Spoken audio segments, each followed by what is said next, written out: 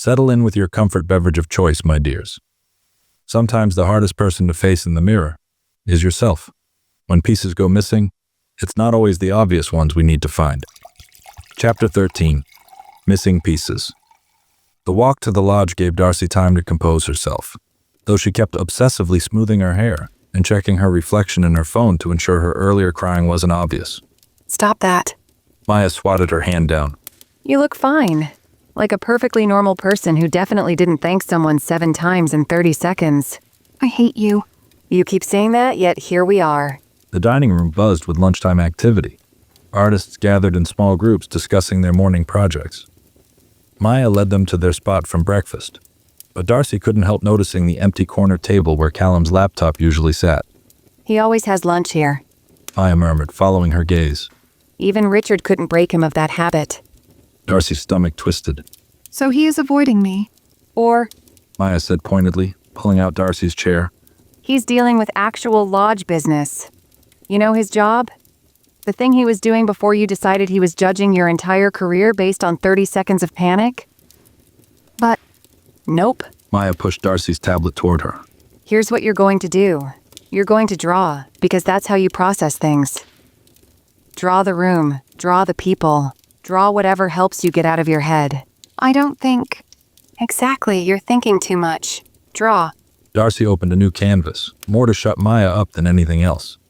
But as her stylus moved across the screen, capturing the way light fell through the windows onto gathered artists, the knot in her chest began to loosen. She sketched quick studies. Edward gesturing animatedly about his latest project. Sarah shaping air with her potter's hands as she described a new glaze technique. Rose sneaking photos of everyone while pretending to check her phone. Maya sat quietly beside her, occasionally pushing food toward her until Darcy absently ate it. The soup was indeed amazing, though Darcy couldn't remember actually tasting most of it. Better? Maya asked as Darcy finally set down her stylus. Yeah. Darcy looked at her sketches. Loose, unfussy captures of real moments. No softened edges or romantic filters. Just life, as it happened. I still feel like an idiot. Good, because you were, but an understandable one. Maya stirred her tea thoughtfully. At least now you can drop the whole arranged relationship act, right? Since you're obviously actually interested in him. Darcy opened her mouth to protest, then closed it.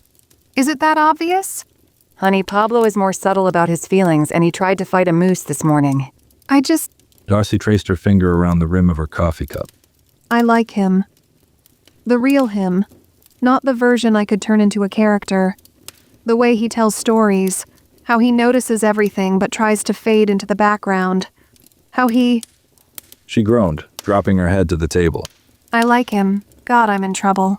You're in something. Maya agreed cheerfully. Now you just have to figure out what to do about it. Besides thanking him to death? Besides that. The dining room gradually emptied as artists drifted back to their projects. Callum never appeared. He'll turn up. Maya said quietly. This place isn't that big. Yeah. Darcy gathered her tablet, trying to ignore the hollow feeling in her chest. I just hope when he does, I can manage a normal human conversation. Baby steps. Maybe aim for less than 5 thank yous next time. 4 is my final offer. Maya's laugh echoed in the empty dining room, but Darcy couldn't help noticing how strange the space felt without Callum's quiet presence in his corner. She hadn't drawn him in any of her sketches, she realized. The empty space where he should have been felt like its own kind of artwork.